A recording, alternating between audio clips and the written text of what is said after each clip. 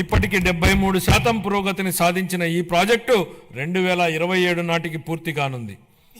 గోదావరి జలాలు ఏటా 2000 టీఎంసీల నీరు సముద్ర పాలవుతున్న పరిస్థితి ఓవైపు, నీరు లేక ఎడారిగా మారుతున్న రాయలసీమ ప్రాంతం మరోవైపు.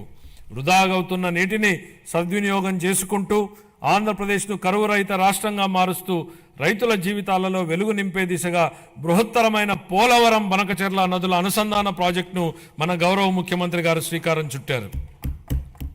దీనికోసం ప్రణాళికలు రూపొందించే ప్రక్రియ ప్రారంభమైంది. ఈ బృహత్తరమైన ప్రాజెక్టుకు అవసరమయ్యే వేల కోట్ల రూపాయలను సమకూర్చుకోవడానికి ఉన్న అన్ని అవకాశాలను గౌరవ ముఖ్యమంత్రి గారు అన్వేషిస్తున్నారు. దీనిలో భాగంగా గోదావరి నది నుండి 2000 టీఎంసీల వరద నీటిని మళ్లించడం ద్వారా ఈ ప్రాజెక్టు సాకారం కావాలని, చంద్రబాబు గారి కలలు నిజమవ్వాలని మనం అందరం కోరుకుందాం. పెండింగ్ బిల్లుల చెల్లింపుతో పాటు సుపరిపాలన అందించడం వలన పలు ప్రాజెక్టుల పురోగతి మళ్లీ పట్టాలెక్కింది.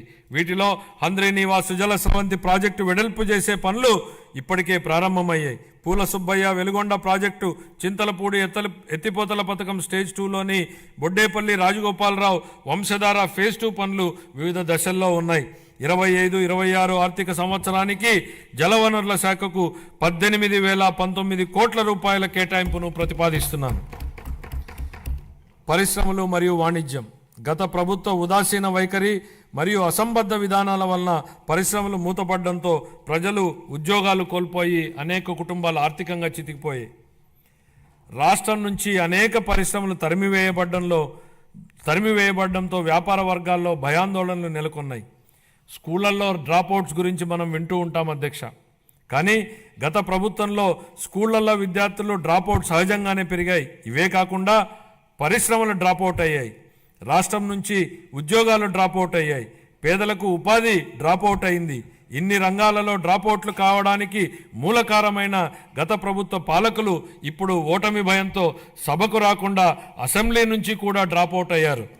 వాళ్ళు ప్రజా జీవితం నుంచి శాశ్వతంగా డ్రాప్ అయ్యే రోజులు అతి త్వరలోనే ఉన్నాయి అధ్యక్ష. అనేక పరిశ్రమలు, ఎంఎస్ఎంఈలు, ఎస్సీ మరియు ఎస్టీ వర్గాలకు చెందిన వ్యాపారవేత్తలకు ప్రోత్సాహాల కోసం ఇవ్వాల్సిన 11,000 కోట్ల రూపాయల పైగా బకాయిలను గత ప్రభుత్వం నిలిపేసింది. వీటిలో 377.73 కోట్ల రూపాయల బకాయిలను మా ప్రభుత్వం ఇప్పటికే చెల్లించింది. ఒకప్పుడు వ్యాపారాన్ని ఈజ్ ఆఫ్ డూయింగ్ బిజినెస్ గురించి మాట్లాడుకున్నాం. ఇప్పుడు మన గౌరవ ముఖ్యమంత్రి గారు స్పీడ్ ఆఫ్ డూయింగ్ బిజినెస్ పై దృష్టి సారించారు. ప్రతి ఇంటికి ఒక ఐటీ ఉద్యోగి ఉండాలని అప్పట్లో మేము కృషి చేశాం. నేడు ఇంకొక అడుగు ముందుకేసి ప్రతి కుటుంబానికి వ్యాపారవేత్త ఉండాలనే లక్ష్యంతో ముందుకెళ్తున్నాం.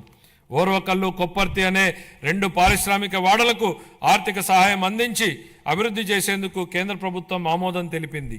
పారిశ్రామిక కారిడార్ అభివృద్ధి పథకం కింద మూలపేట, దొనకొండ, చిలమత్తూరు మరియు కుప్పం అనే 4 కొత్త పారిశ్రామిక వాడలను ఎంపిక చేయడం జరిగింది.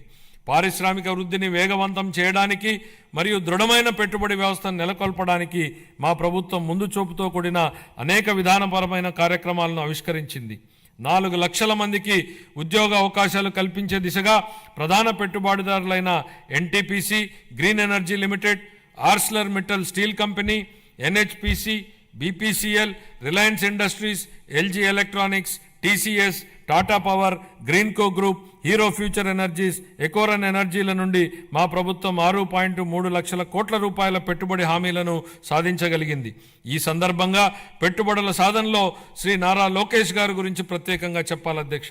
ఆర్సిలర్ మిట్టల్ స్టీల్ కంపెనీ రాష్ట్రానికి వచ్చేలా చేయడంలో ఆయనదే కీలక పాత్ర. అలాగే